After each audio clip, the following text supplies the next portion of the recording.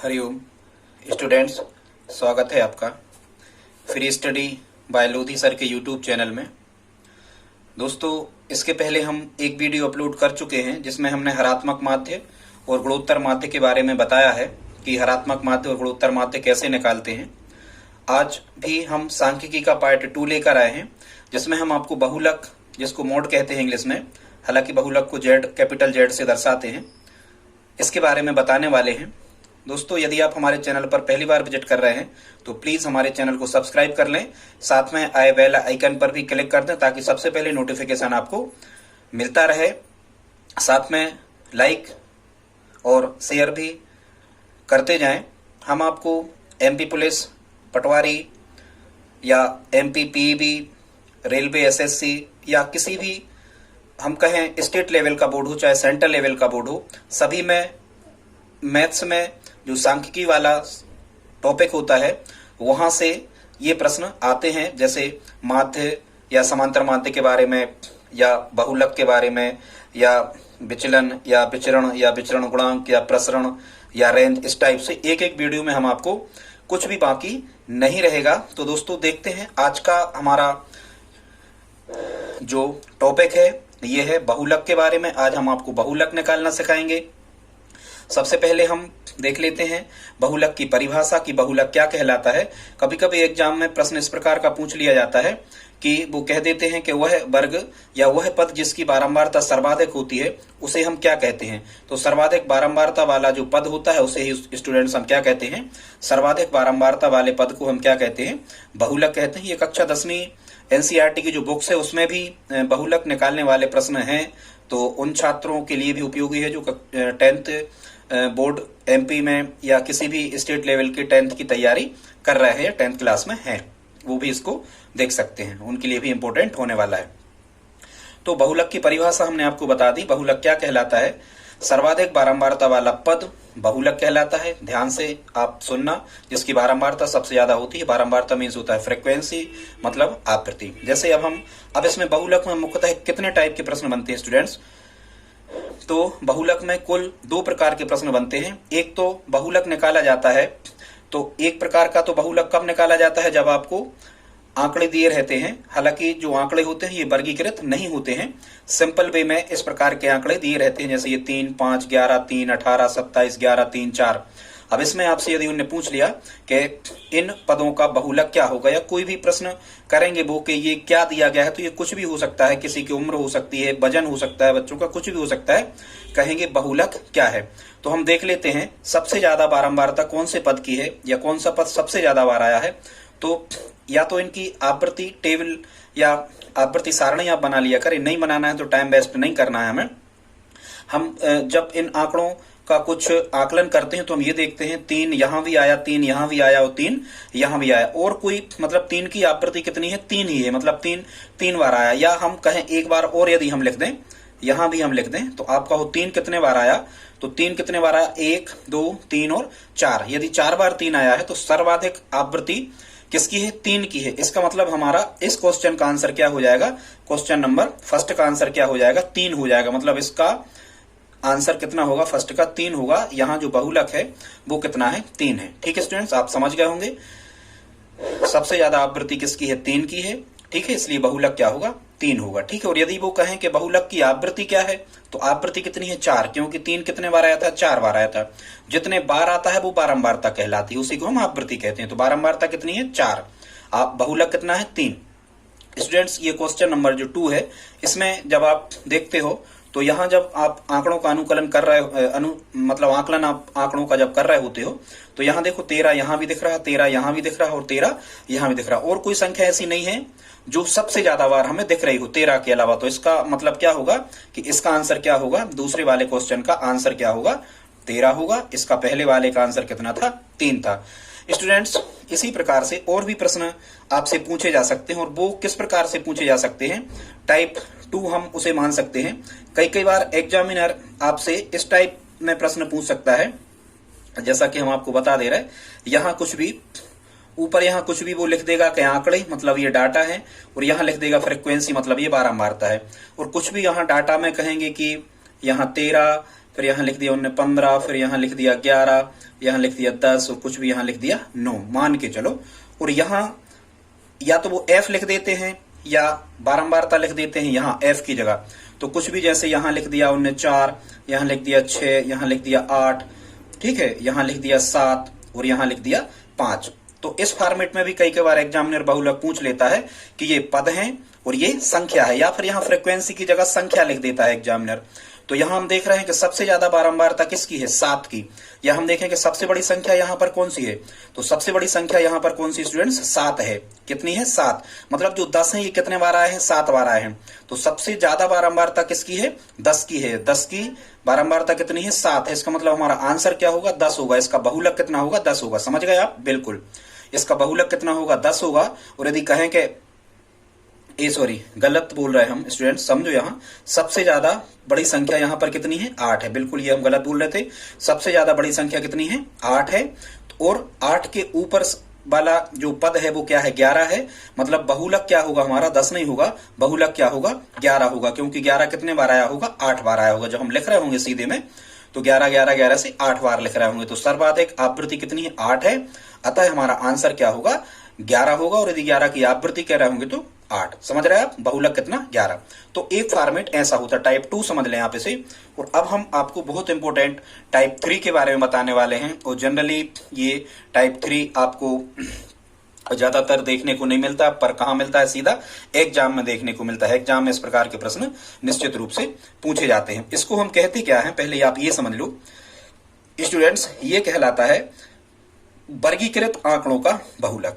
किसका, वर्गीकृत। वर्ग क्या कहलाते हैं, जैसे हम कहें 0, 5, ये वर्ग कहलाते हैं, ठीक है।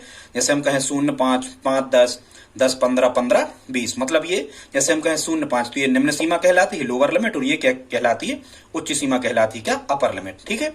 तो जब ये वर्गों में टूटे हों तो बहुलक कैसे निकालते हैं, इसके लिए दोस्तों आपको एक फार्मूला का उपयोग करना होता है। हम उस फार्मूला को लिखने की ट्रिक आपको बता रहे हैं, वो फार्मूला कैसा होता है। तो हम देख लेते हैं, पहले फार्मूला लिखते हैं। क्योंकि यदि आंकड़े वर्गीकृत हों, मतलब वर्ग टूटे हों, मतलब वो ये कह रहा है कि 0 से 5 तक के 1 बार आए, 5 से 10 तक के 4 बार आए, 10 से 15 तक की संख्याएं 5 बार आई, 15 से 20 तक की संख्याएं 4 बार आई। इस प्रकार के जब क्वेश्चन लिखे होते हैं तो बहुलक हम कैसे फाइंड करते हैं, तो इसके लिए हमें एक फार्मूला यूज करना होता है। बगैर फार्मूला के आप इसको निकाल नहीं सकते। इसका फार्मूला क्या होता है, बहुलक को जनरली हम जेड से शो करते हैं। जेड बराबर होता है एल धन, ऐसा करके आपको लिख लेना है। और यहां लिख लेना है आपको 10 और बटे यहां लिख लेना है 2102।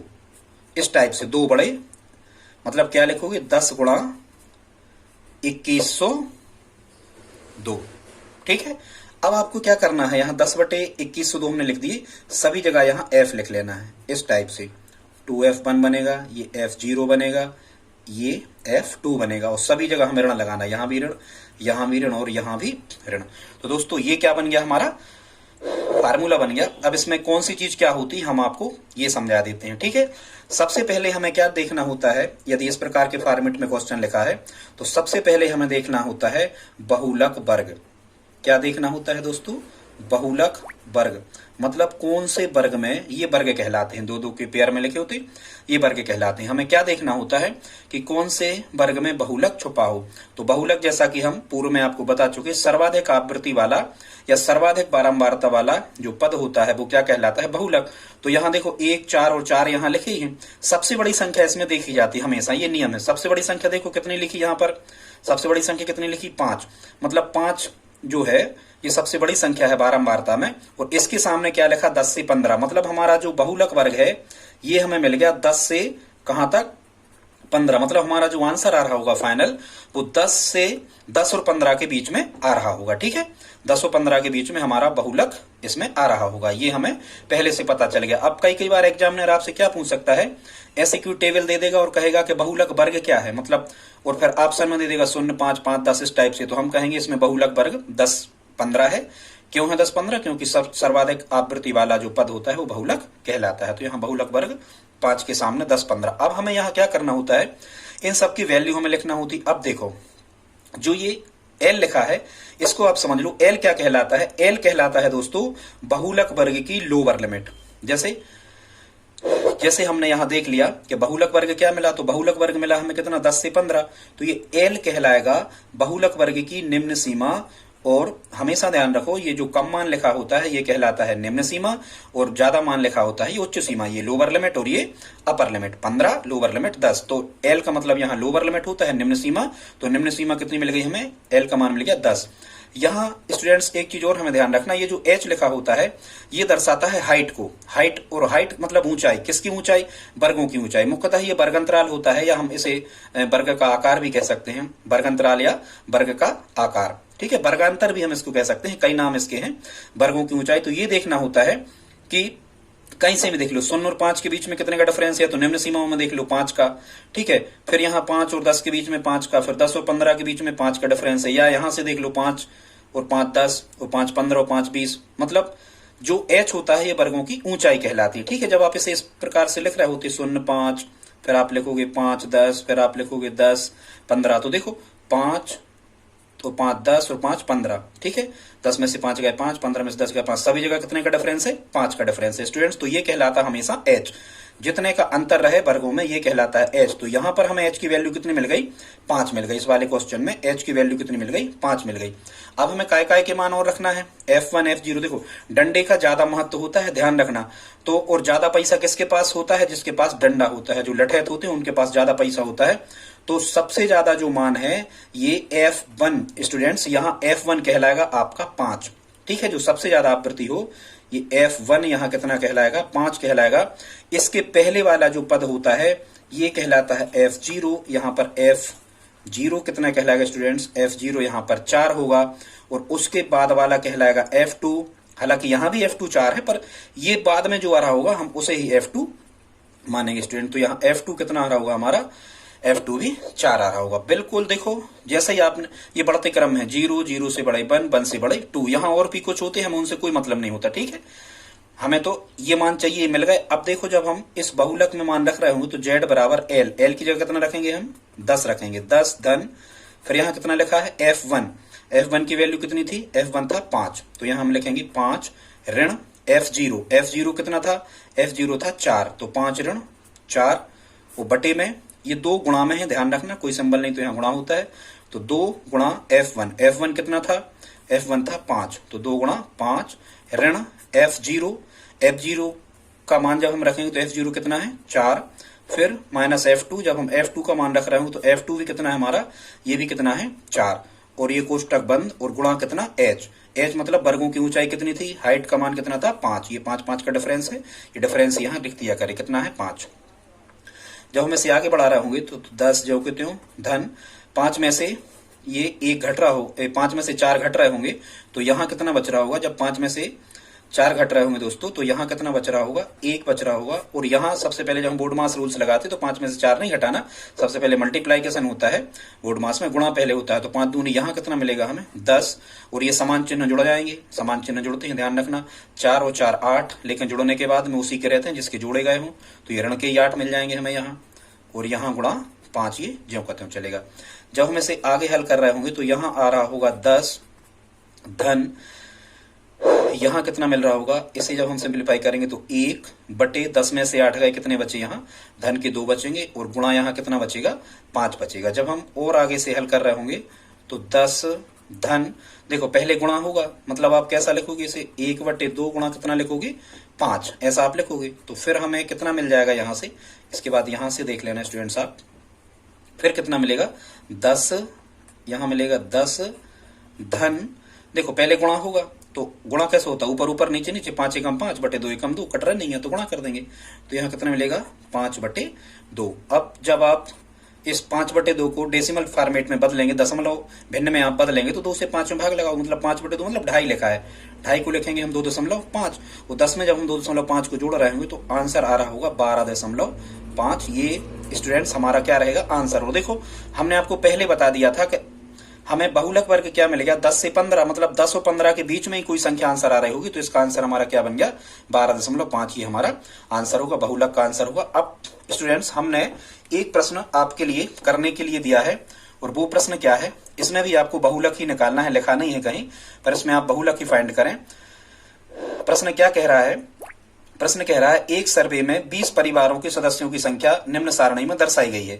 परिवार का आकार और परिवार की संख्या। स्टूडेंट्स जहां भी संख्या लिखा हो या नीचे वाली जो लाइन होती है हमेशा फ्रीक्वेंसी होती है, बारंबारता। हमेशा ये नियम है, हमेशा जो नीचे वाली संख्या होती है वो हमेशा बारंबारता होती है। मतलब वो ये कह रहा है कि जिनके यहाँ 1 से 3 सदस्य हैं ऐसे परिवार 7 हैं, जिनके यहाँ 3 से 5 ऐसे परिवार 8 हैं। इस टाइप से एक क्वेश्चन हमने दे दिया है। यहाँ आपको बहुलक निकालना है। ये भी वर्गीकृत आंकड़ों के बहुलक का ही क्वेश्चन है, जैसा हमने आपको पहले करवा दिया। बिल्कुल उसी प्रकार से वही फार्मूला लगना जो हमने पहले बताया है। ये 4 ऑप्शन दे रखे हैं, इनमें से 3.28, 4, 4.2, नन ऑफ दीज, मतलब इनमें से कोई नहीं, ये आपको बताना है। ठीक है, यहाँ एक चीज हम आपको, इतनी हेल्प हम आपको कर दे रहे हैं। सबसे पहले आप बहुलक वर्ग ढूंढोगे तो बहुलक वर्ग क्या मिलेगा? सर्वाधिक आवृत्ति वाला पद बहुलक वर्ग कहलाता है। सर्वाधिक आवृत्ति कितने की है? कितनी है? 8 है। सर्वाधिक आवृत्ति कितनी है दोस्तों? यहाँ सर्वाधिक आवृत्ति कितनी है? 8 है। मतलब बहुलक वर्ग तो हमें मिल गया कितना? 3, 5। मतलब हमारा जो आंसर आ रहा होगा 3 और 5 के बीच में कोई भी संख्या आ रही होगी। अब हम तय करते हैं एफ। हाँ, यहाँ एच देख लो, एच कितना है? 1 और 3 में कितने का अंतर है? 1 और 3 में 2 का अंतर है। 3 और 5 में 2 का मतलब एच यहाँ कितना मिल गया? 2 मिल गया। एच 2 ये तय हो गया। अब हम ढूंढेंगे बहुलक वर्ग, तो बहुलक वर्ग कितना है? 3 से 5। तो एल का मान लोअर लिमिट 3 होगा, ये भी हमने आपको बता दिया। और डंडे का ज्यादा महत्व है तो यहाँ कितना आएगा? ये F1 होगा 8, फिर यहाँ उससे कम F0 होगा 7, और यहाँ पर F2 होगा कितना? 2 स्टूडेंट्स। और आप ये हमें कमेंट बॉक्स में लिख के बताएं कि इसका आंसर क्या होगा। दोस्तों यदि आज का वीडियो आपको अच्छा लगा हो तो प्लीज अपने दोस्तों के साथ शेयर करें, सब्सक्रिप्शन में हमारी हेल्प करें। धन्यवाद।